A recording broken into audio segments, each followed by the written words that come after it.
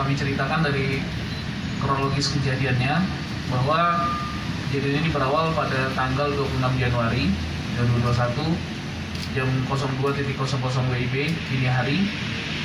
Itu TKP-nya di toko Rudi, Jalan Ahmad Yani, Kelurahan Turen, Kecamatan Turen. Toko Rudi ini adalah toko fotokopi dan foto ATK, alat-alat tulis kantor yang cukup besar dan cukup banyak pelanggan yang menggunakan toko ini di wilayah Kecamatan Turen. Nah, kemudian jadi pada malam hari si pelaku ini secara diam-diam masuk ke dalam toko tersebut. Kemudian setelah masuk melalui genteng, naik dari lantai 2, turun ke bawah. Kemudian setelah turun di bawah itu langsung mengambil di bagian kasir, uang yang ada di kas kasir itu sebesar Rp2.500.000. Kemudian setelah itu juga mengambil materai harga Rp6.000 sekitar 200 lembar. Kemudian juga materai seharga Rp3.000 itu sekitar 100 lembar. Kemudian setelah melakukan upaya pencurian ini, si pelaku dengan cutter yang digunakannya ini kemudian naik ke lantai 2 ke tempat korban, pemilik toko dan istri serta anak-anaknya beristirahat. Kemudian setelah di atas, pelaku mematikan lampu, kemudian juga dibantu oleh temannya ini juga mematikan saklar lampu yang ada di luar. Pelaku langsung melukai istri dari si korban dengan menggunakan cutter yang telah disiapkan. Kemudian karena akhirnya bangun, gaduh, si suami ini sempat kabur. Si korban ini sempat kabur, berusaha kabur, tapi sebelum kabur melalui jendela sempat tertangkap oleh si pelaku, kemudian sempat disayat beberapa kali di bagian leher, bagian muka, kemudian juga di bagian punggung. Kemudian setelah itu si korban sempat melarikan diri keluar melalui jendela rumahnya, dan si pelaku juga karena sudah panik langsung juga keluar, naik kembali ke genteng, kemudian keluar dari genteng ke arah belakang ke rumah-rumah tetangga.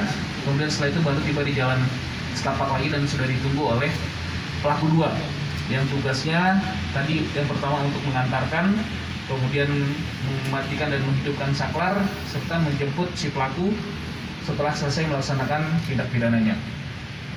Jadi setelah kejadian ini si pelaku, saya lagi si korban sempat dilakukan perawatan di rumah sakit Kanjuran ya. Di Bogor di Turen. Kemudian setelah itu dirujuk ke RSSA Saiful Anwar di Kota Malang. Kemudian akhirnya si korban dinyatakan meninggal dunia. Nah, si pelaku ini sempat kita lakukan upaya pencarian sekitar 2 minggu karena si pelaku ini selalu berpindah-pindah tempatnya. Berdasarkan upaya dari lidik dan sidik di lapangan, akhirnya anggota bisa mengikuti ke arah si pelaku ini, sempat kabur ke Jombang, kemudian ke Tuban, dan akhirnya bisa diamankan di bengkel, di sebuah bengkel di Kecamatan Wajah, juga di Kabupaten Malang. Kebetulan yang bersangkutan saat itu sedang ada dua-duanya, si tersangka utama inisial N dan juga si tersangka yang ikut membantu yaitu yang berinisial R. Untuk si tersangka utama ini kebetulan juga masih anak-anak, umurnya sekarang masih 17 tahun. Kemudian juga kalau yang tersangka R sudah dewasa, sudah umur 23 tahun. Demikian. Kemudian untuk korban ini yang satunya meninggal, satunya lagi bagaimana? Kan melukai 2 orang ya? Iya, satunya luka-luka, tapi sekarang kondisinya sudah semakin membaik dan sudah pulang ke rumah di Turen. Komandan, selain motif pencurian, apakah ada unsur lain? Kenapa kemudian kan ini berhasil mencuri, Komandan? Kemudian.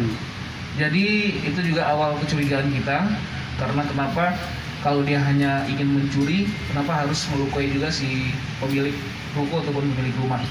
Ternyata setelah berangkat dari hal tersebut, baru bisa kita buka satu persatu sambungan-sambungan dari upaya penyelidikan ini, dan diketahui bahwa memang si tersangka ini punya dendam kepada si korban, di mana tersangka ini sempat bekerja mulai tahun 2018, 2019, 2020, sempat keluar masuk dari toko ini dan menjadi karyawan di toko tersebut.